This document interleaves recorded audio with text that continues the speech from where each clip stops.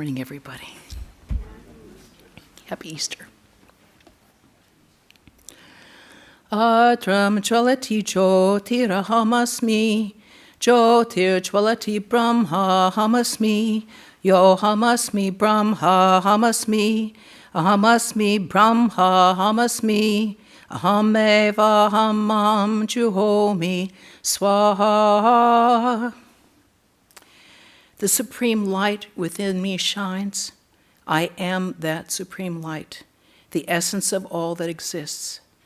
I am the same infinite Brahman even when I see myself as an finite self. That which I am is nothing but Brahman. I offer myself into that infinite light, which is myself. Om Shanti Shanti Shanti. Peace, peace, peace. Good morning. Happy Easter, everybody. Oh, it's so nice to see everybody back as in the good old days. Really, really nice. So, happy Easter again. Okay, kids, get it. The Easter Bunny's out there. He's hiding things just for you. Go for it. Take them all. Okay. You know, there are so many blessings during this time. I mean, apart from the Easter Bunny, there are also some other blessings associated with Easter. And apart from the bunny and the Easter egg hunt, there are so many blessings, that go along with this blessed holy season.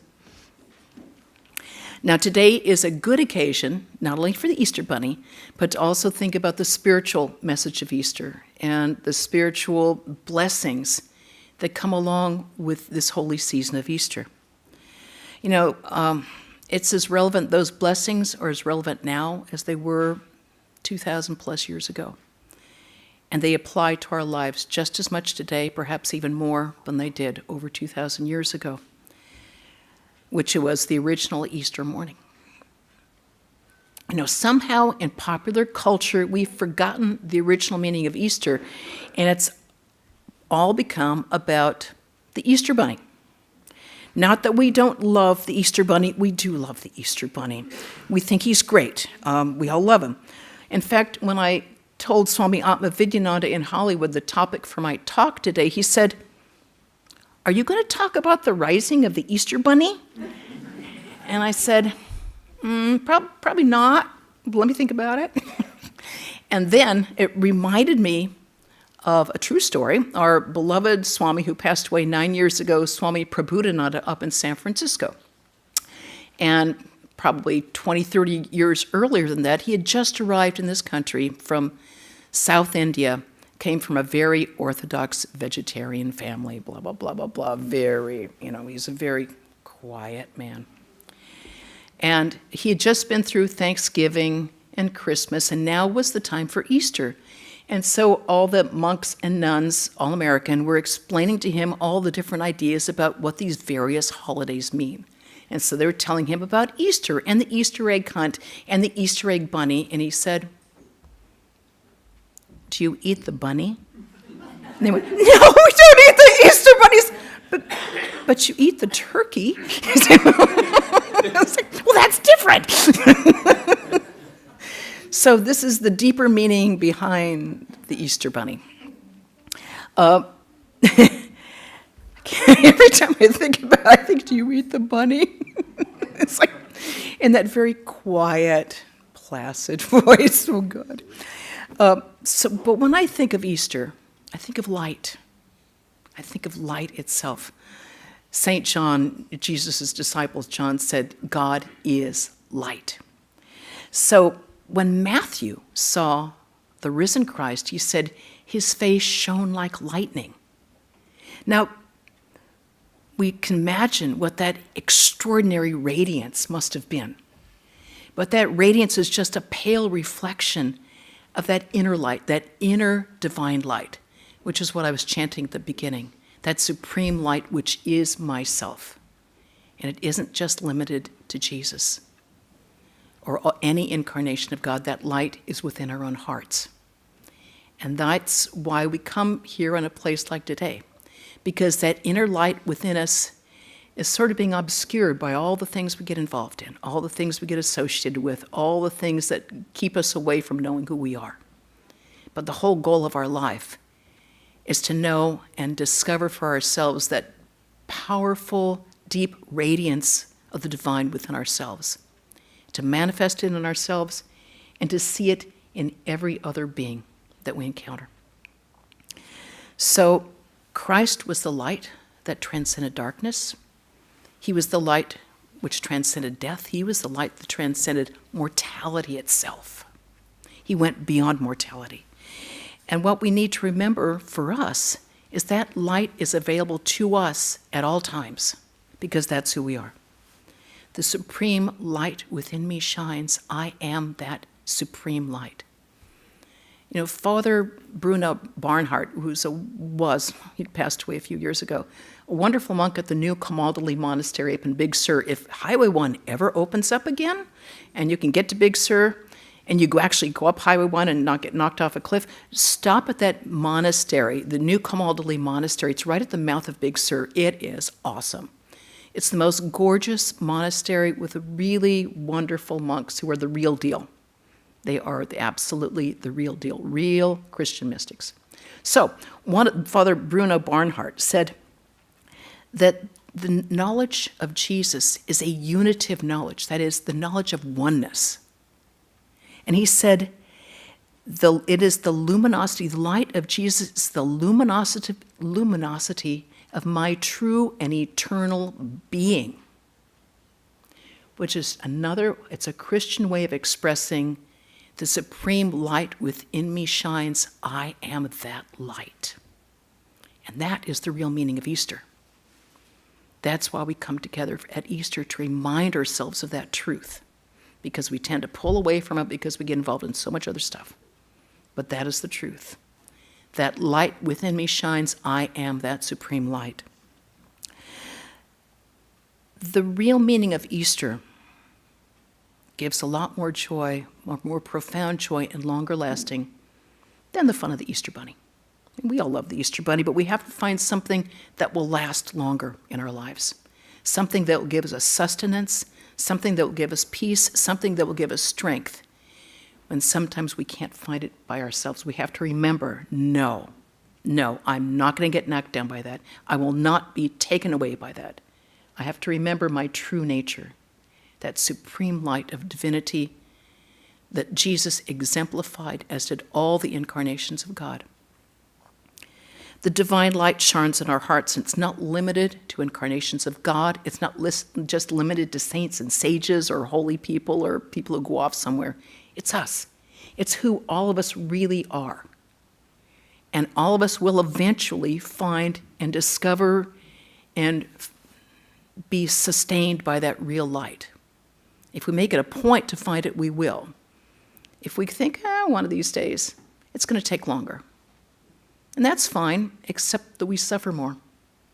The longer that we stay away from it, the more we suffer, because we wrongly identify instead of remembering who we really are and what we really are, that infinite divine light.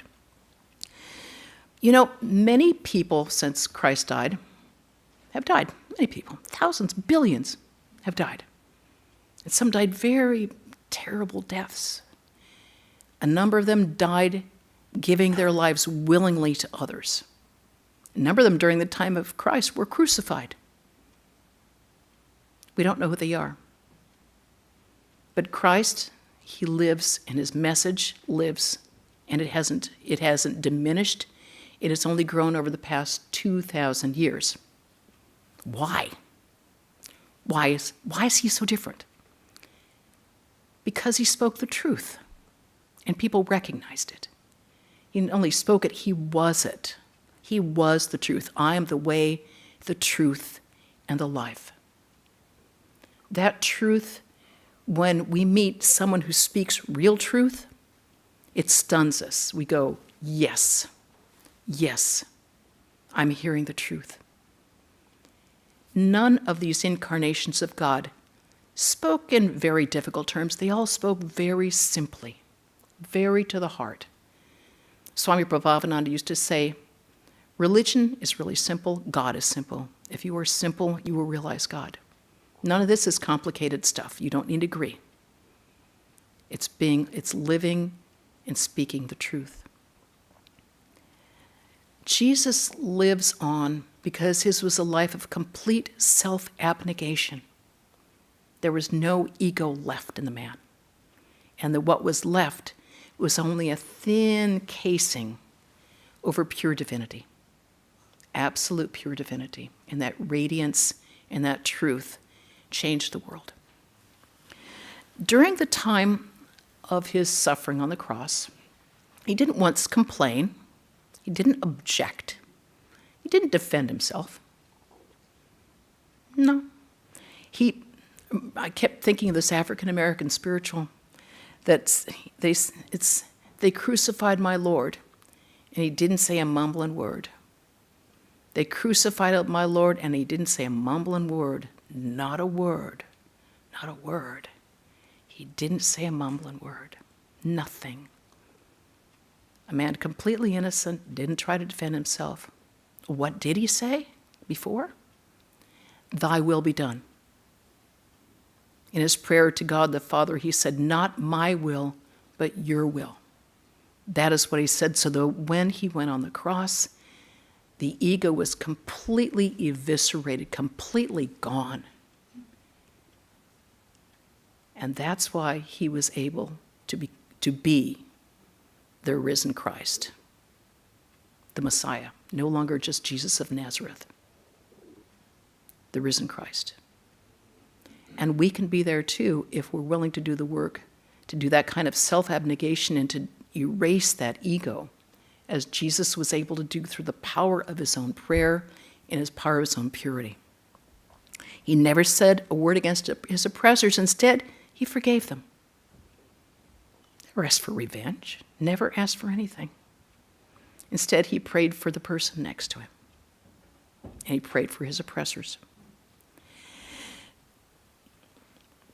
Sooner or later, we'll realize that light for ourselves. And then the more we see that within ourselves, the more we'll understand the greatness and the grandeur of our own souls and the greatness and the grandeur of all those beings that we live with. Right now we see as me and you, our group and their group. We won't do that the more our ego is erased.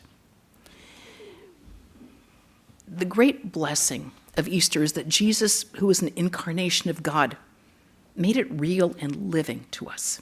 He brought it to earth in such a living and dynamic way that we remember incidents today and they're repeated from generation to generation.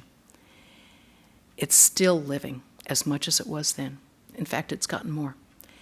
What are some of the other blessings of Easter? Well, the first one that came to my mind was the blessing of faith.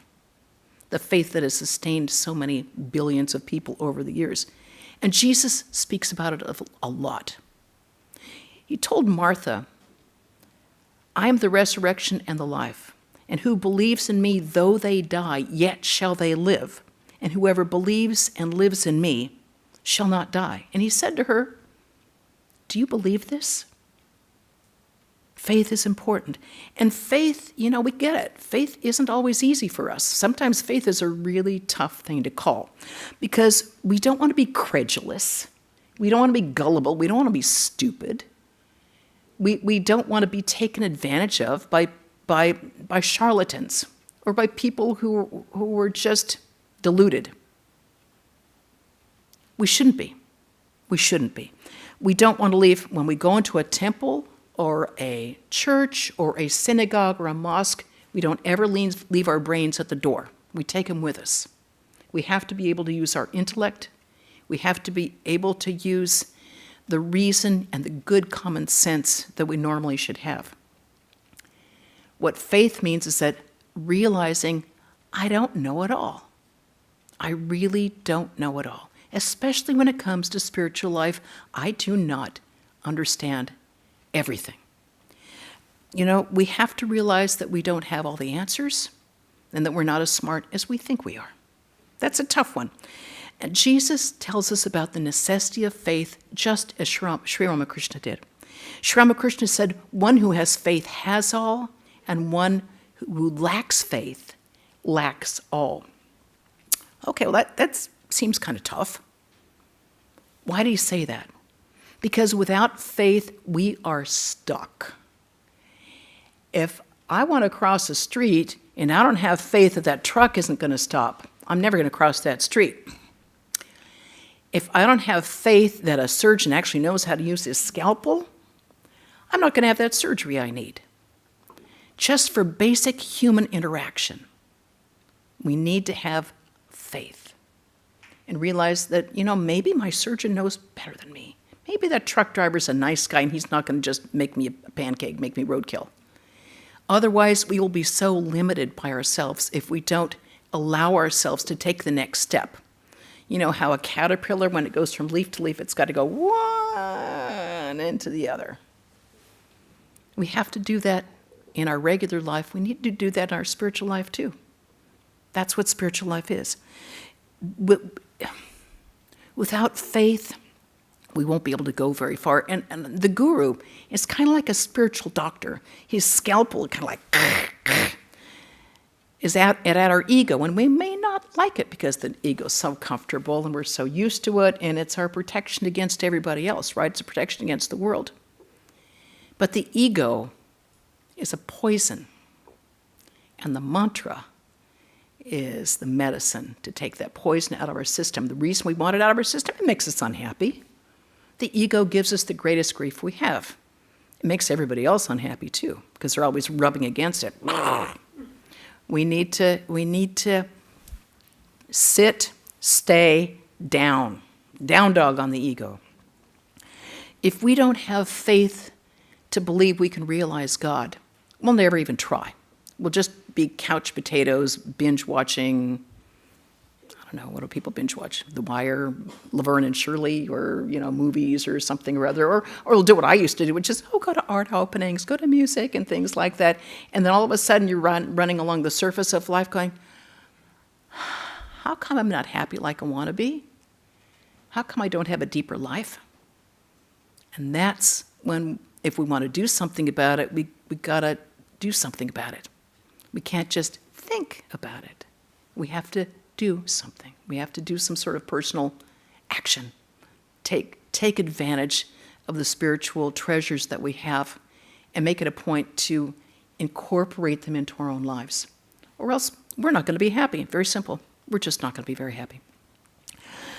Faith doesn't mean not using common sense. It doesn't mean not questioning. It means realizing our own limitations. Realizing that our brain is only this big, and that I can only take in so much out of that infinite divine reality, and out of that, everything that I get is very subjective. Everything that comes into my head is taken in through the ego, through the limitations of my intellect, through the limitations of language and knowledge, and my own intellectual abilities. That means we get only this much of a view. And we think we can judge the infant and say, oh, I know better. It's like, maybe not. Maybe not. How's that been working for you so far? As Hamlet said to Horatio, there are more things in heaven and earth that have been dreamt of in your philosophy, Horatio.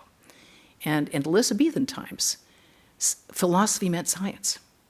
In science, things are growing day by day. It's like, oh, I remember what I learned in high school and college are now completely like, yeah, no, that's wrong.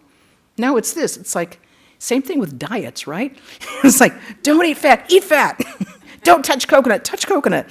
So it's like, sometimes middle path, and then having someone whose spiritual realization you trust, and who obviously has a pure life. I asked my teacher, Swami Prabhavananda, I said, how do you tell the real from the fake? He said, there's so many gurus, so many self-declared avatars and paramahamsas and holy people, and they turn out to be charlatans. I said, how do you tell the real from the fake? And he said, look at their lives. They should lead an absolutely pure life, and they should never ask for money. So if someone does one thing with their mouth and does something behind the doors, If someone asks you for dinero, no way, no way. God doesn't ask for money. It's all about sincerity. A real spiritual teacher wants you to advance more spiritually than he or she is themselves. That's a real spiritual teacher. They don't want to keep you down. They want you to be better than them. That's a real spiritual teacher. They shouldn't be asking you for anything. Sri Ramakrishna said, faith is life and doubt is death. It's like, whoa, hardcore, right? It's like, excuse me, I'm a 21st century American and I've been to college, so I don't accept that, right? No, doubt comes when we rely on our ego, and that's what we have to face. Doubt comes because we go, my view is this, I think that, because of our own limitations. We rely on our ego and our extremely limited knowledge. So Sri Ramakrishna said, as long as I live, so long do I learn. We need to have an attitude toward humility. As long as I live, so long do I learn. Keep an open mind. And above all, keep an open heart. Otherwise, we kneecap ourselves in our spiritual life. It's bad enough when other people kneecap us. We don't want to do it to ourselves. We want to have a genuine, profound, fulfilling spiritual life. So we have to get out of our own way. That's really the big deal, is get out of the way. Jesus said, if you have faith the size of a mustard seed, you can move a mountain. Okay. Well, if I can move a mountain, maybe I'll have the ability to realize God. If I want it enough, and if I have God's grace, and I'm willing to put in some sort of effort to really work on my spiritual life. Now, we see faith and lack thereof on the first Easter. Jesus has been crucified, he's been buried, and the three Marys come on Easter morning, and they come back, the three Marys, that's Mary, the mother of Jesus, Mary Magdalene, and Mary Salome. So they go in, and they're like, stones rolled away. They go in, and they see the garments there. And they see this young man to the right wearing all white, and they're scared.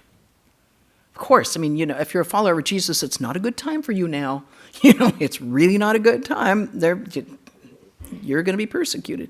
So it's like, and they see this man, he goes, don't be afraid. You're looking for Jesus. He is risen. He is not here. People have talked about that sentence those two sentences for 2,000 years. He is not here. He is risen. He is not here. What does that mean? He's not confined to this anymore. He's not confined to flesh. He's not here in these three dimensions that we got to live with. He is out of his body, and he is not compelled or held down by a body. He has gone way beyond it. He is not here. So when the three Marys are told to go and tell the disciples, but they don't. They're afraid. Okay, so that doesn't happen. Then, a little later, Christ appears before Mary Magdalene.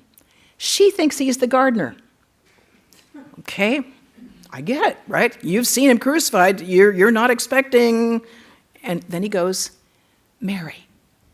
And all of a sudden she realizes who he is.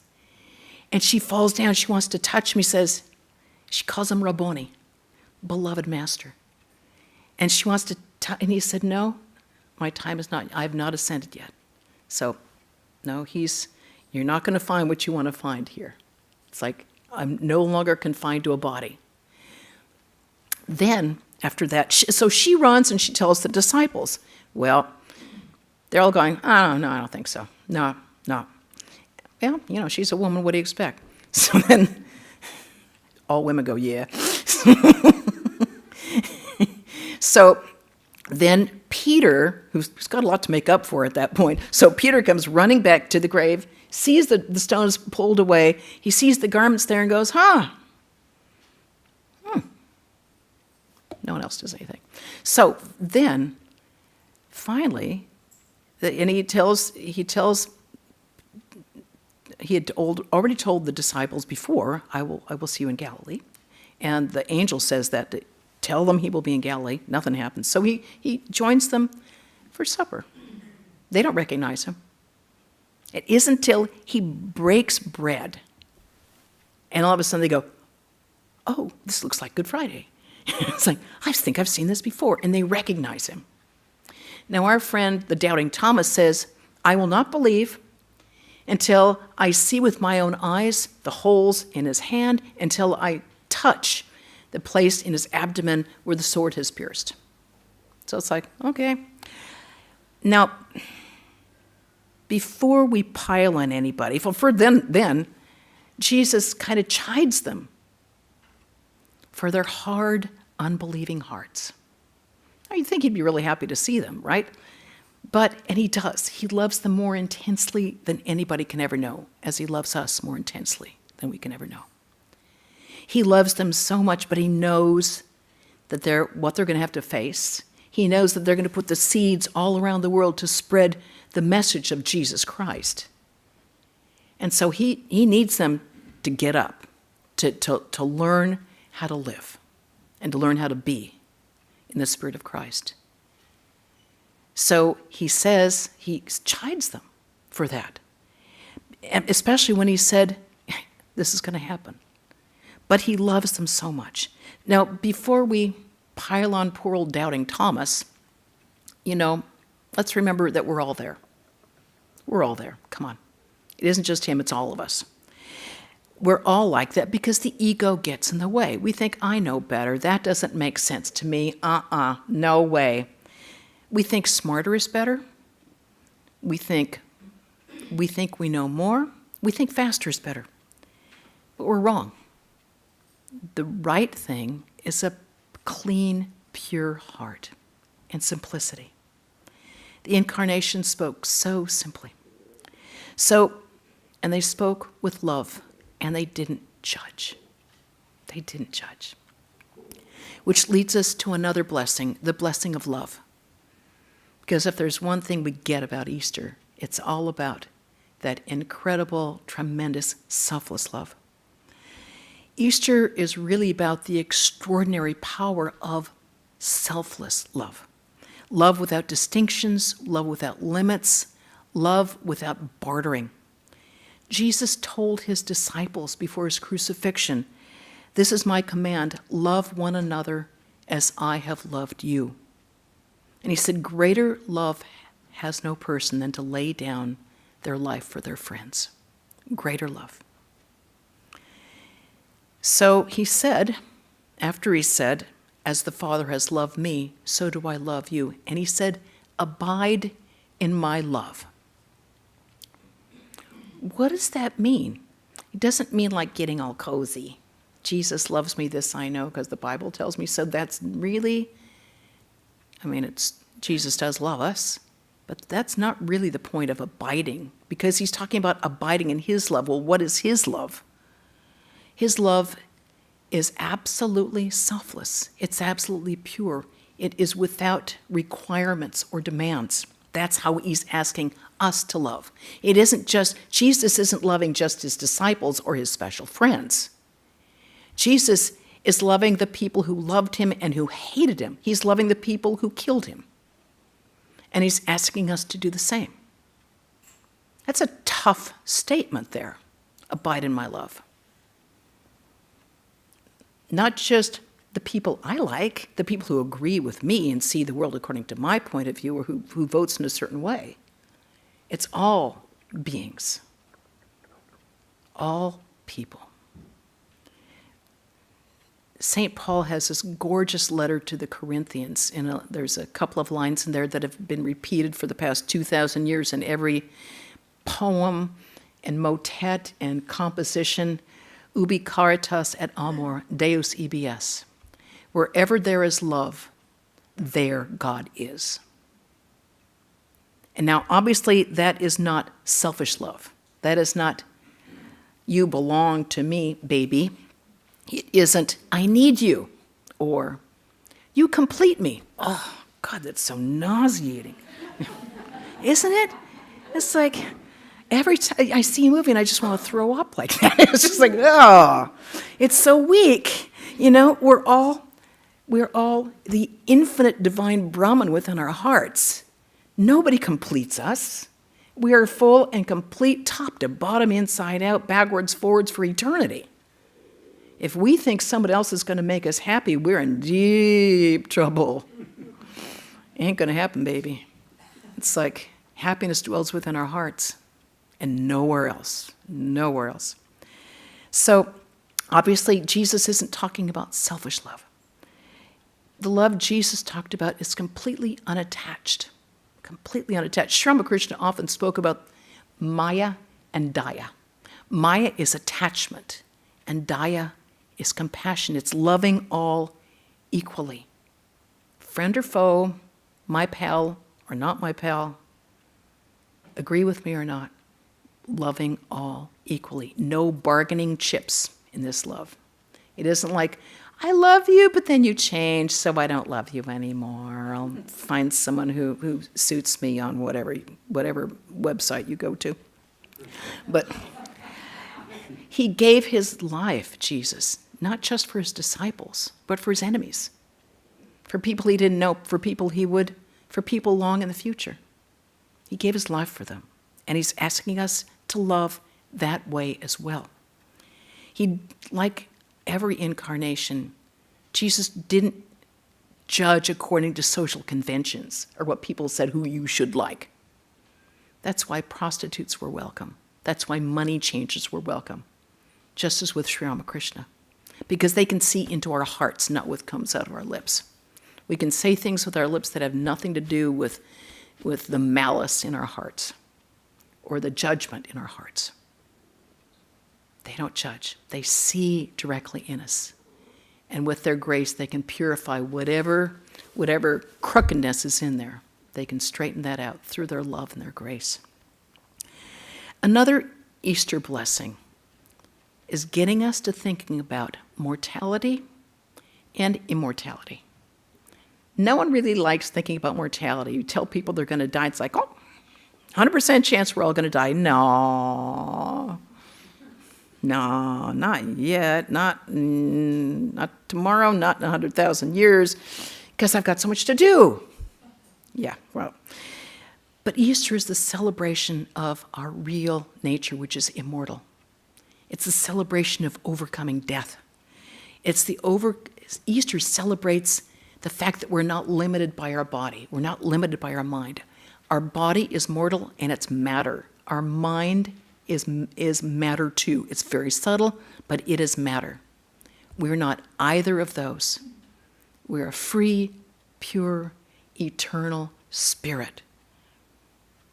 The risen Christ has nothing to do with any matter, and he proves that we're not tied down by life or death, by old age, by disease, by grief, by gender, by religion, by race, by anything. That's all a bunch of nonsense. We are that infinite divine reality, that supreme light. That is who we really are. And if we're afraid of thinking about death, maybe we ought to think a little bit more about it. And remember that it's just this thing. It's just this little peel. It's the peel over the orange. And the mind is like the rind, the white stuff that we pull off. It's not the sweet stuff that is absolutely immortal. It's unaffected by death, unaffected by birth. It's eternal. It's one with that infinite divine reality, which is absolutely who we are for all eternity and will be for all eternity. Like Christ, we can triumph with this realization. None of us are just our bodies or our minds, nor are we defined by them, nor should we define others by them. We are spirit, pure, eternal, and absolutely free. We are absolutely free at all times. And Christ's death and resurrection shows us this truth in a very real way. Christ wasn't resurrected because he was afraid to die. It was like, I want my body back. Give it back. Oh, okay, I got it. That's a miracle. nor does he want us to have our bodies eternally. That's totally creepster. Like, God, for eternity, this thing? No, no. He died to prove that we're not the body, that we're not limited to the body, that we're pure spirit, that we have eternity is where we live. Swami Asheshananda would often quote Buddha, all compounded matter is bound to decay. So anything that was created is going to dissolve. It's all going to go to its constituent elements. So it's always a good thing to kind of remember that, because we get very hung up on this thing. It's like, remember, it's going to pass. Maybe today, maybe tomorrow, maybe 10, 50, 90 years. But it's temporary. We have to invest our mind in those things that are not temporary, because those are the things that will give us joy and will really give us completion, not some other dude or woman. That will bring us completion. That will give us the satisfaction we've been yearning for our whole lives. We have to remember that we're not confined by matter. We're comfortable with it, but we have to think beyond it. Easter shows us that Jesus not only overcame death, he defied death. It's such a triumph over death. And by thinking of that, we can gain that spirit of courage and strength over when we are feeling afraid, when we get the shivers thinking of our mortality or the mortality of someone that we love and that will leave us at some point. That is when we have to remember the triumph over death. And we can do it, if we're willing to go beyond our identification with the body and the mind complex and realize that we're more than just that. In another letter to the Corinthians, Paul says, "O death, where is thy sting? O grave, where is thy victory?" And it's some of the most powerful words ever written. It's been put to music. It's been put in poems. John Donne's "Death, be not proud." And at the end of it, he said, "Death, thou shalt die." And there's a wonderful, my favorite, you get me, you're going to get music, I'm sorry. But the Brahms German Requiem, which he wrote upon the death of his mother. He was so bereaved, but he used these words of Paul. Death, where is thy victory? Grave, where is thy sting? And again, and there's this one point in the second to the last moment where he's going, vo, which is where, and it kind of builds in intensity, and it's almost vehement about how the music is going and the voices are going louder and louder and stronger until, wo ist dein Sieg? Where is your sting? Death, where's your sting? Grave, where's your victory? And then the music goes into this grand harmony, and it's like all of a sudden everything that is so unimportant has been washed away. And you're just standing in the light of beauty and immortality and the radiance of the divine. It's like music often says much more than words can possibly say. Music expresses it in a deeper way. And that's what we're able to get when he uses those words, vo, where? And then we get it. He wrote it because he was so grieved about his mother. But when we get it, we can read those words and think about those words and we go, yes. What is death to me? I am the pure and the immortal. Nothing can touch me. Nothing. Easter proves another thing that Paul said, which is love is stronger than death. Yeah, this is going to go, but love doesn't go anywhere. We will always be where we've always been, in the light of immortality, in the light of the divine. Yet another blessing of Easter is being reminded of the real Jesus, because some of us had to go to Sunday school, and we got these warped ideas of Jesus that kind of mask who the real Jesus was. And actually I knew, I knew my Bible, I knew all that stuff, but I didn't know a lot of the background, and I didn't actually know until quite recently. I was asked to give an academic talk, and I was asked to compare Sri Ramakrishna and Jesus and their relationships with women. So I thought, oh, that'd be kind of fun. Let's do that. I didn't realize at the time of Jesus what, you think, oh, everybody's just like this. But no. Do you realize, I did not know, that in the time of Jesus, according to Jewish law and tradition, men did not speak to women publicly. No. Not even if you're married to them. You just don't do it. Period. It's like women were totally fourth-class citizens there. Seriously. Hold on, I've got my notes here. They are somewhere in here. He said that, let me give you a couple of examples there. There is a woman who's like bent over, who'd been bent over for 18 years. Obviously, you're going to hurt like hell if you've been bent over for 18 years. So he sees her, and there is, it's time for the Sabbath. It's celebrating the Sabbath. And he heals her. Well, the rabbinical authorities throw a hissy fit, and they castigate him for not observing the Sabbath after he's healed this woman. And he says, you hypocrites, you have taken your oxen and you've taken your donkeys and you've gone to water them. But this woman cannot be healed? And then he calls her a daughter of Abraham. He gives her the same respect as the rabbis in the temple. It's like, whoa.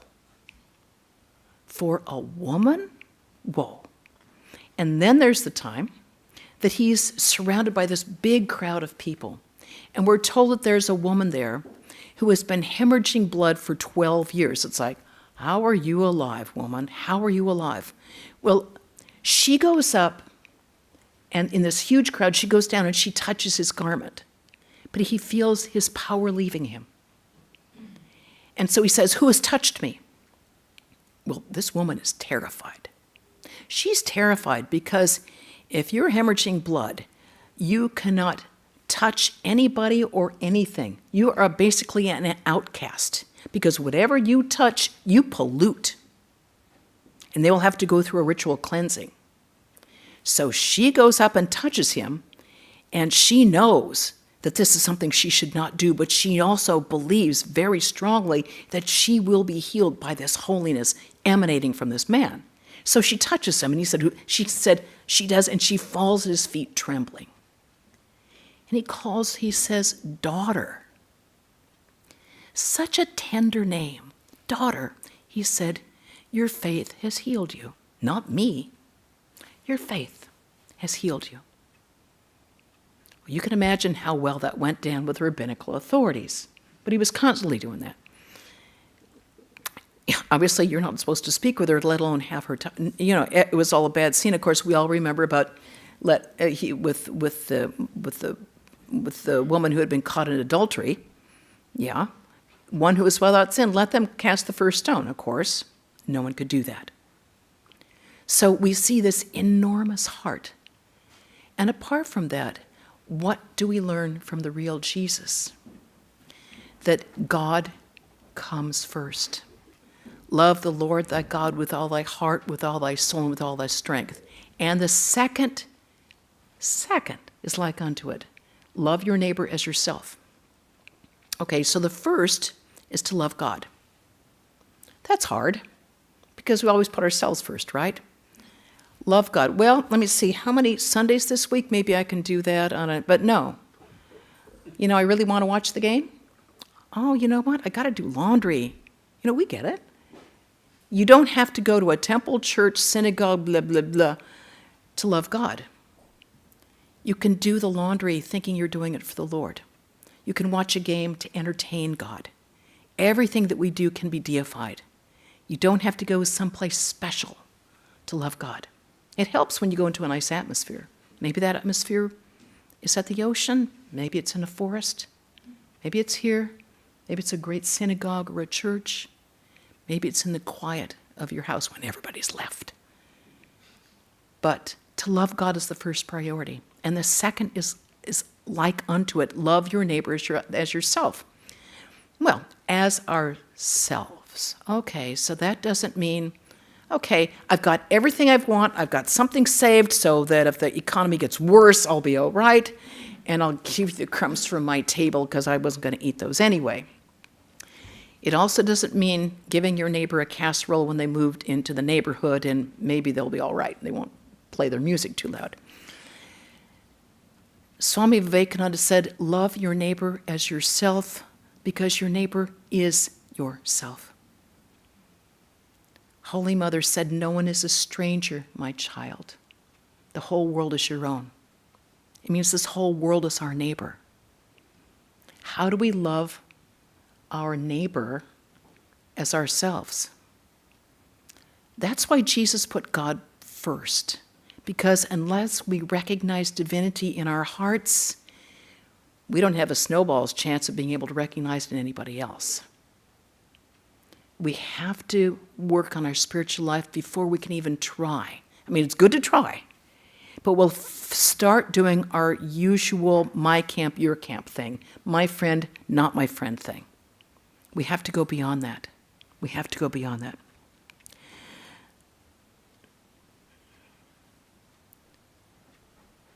There's something I really want. All right, maybe it won't happen.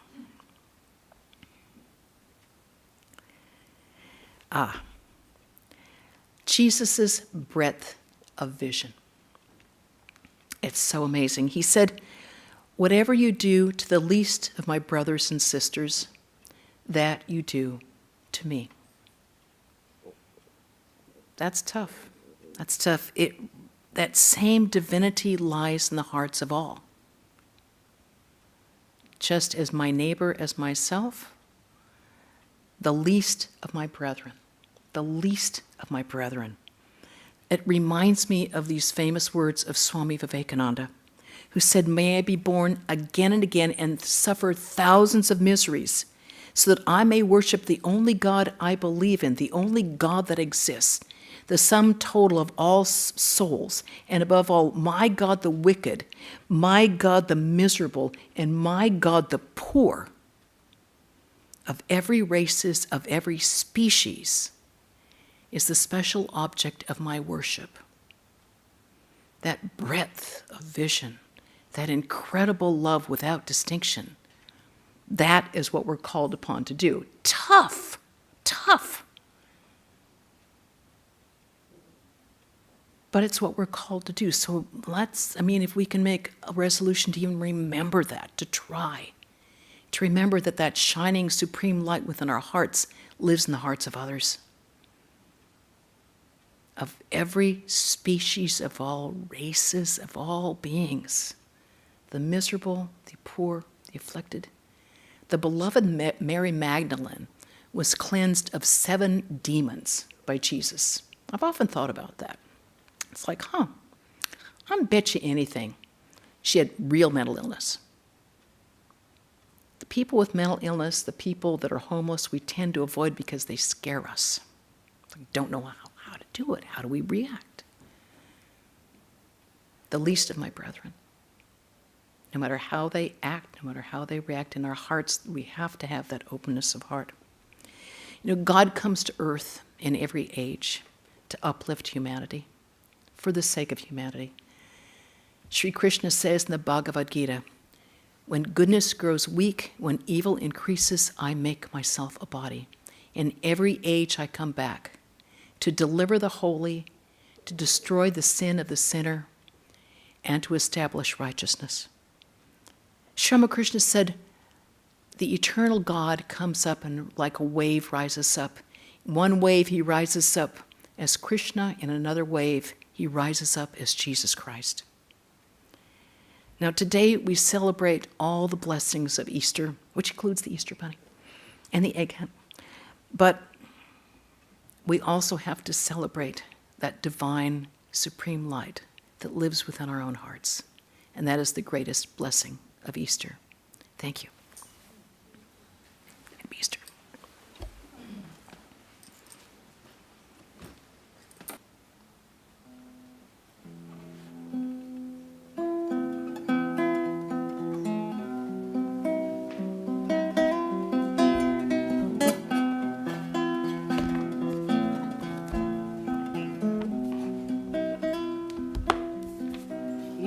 gave your love with every breath.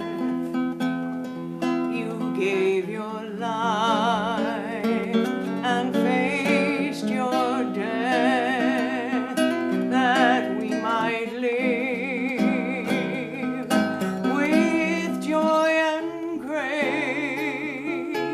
and see your light in every face. You caused the fish to swim the seas, the beast to roam the growth of trees, and cause the birds to soar the skies and bring sweet visions to our eyes. In ocean's depths, in boundless skies, in darkest nights, in sun so high, in earth's deep heart, in mother's sighs, your gift of love fills up our lives. Oh Lord, heart of compassion,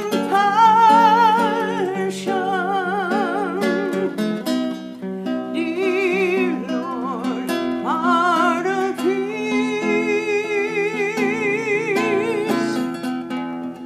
sweet Lord, heart of love, song of life that does never cease. Oh Lord, heart of compassion,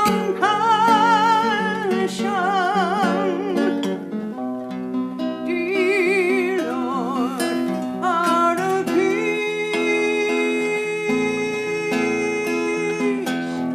sweet Lord, heart of love, song of life that does never cease.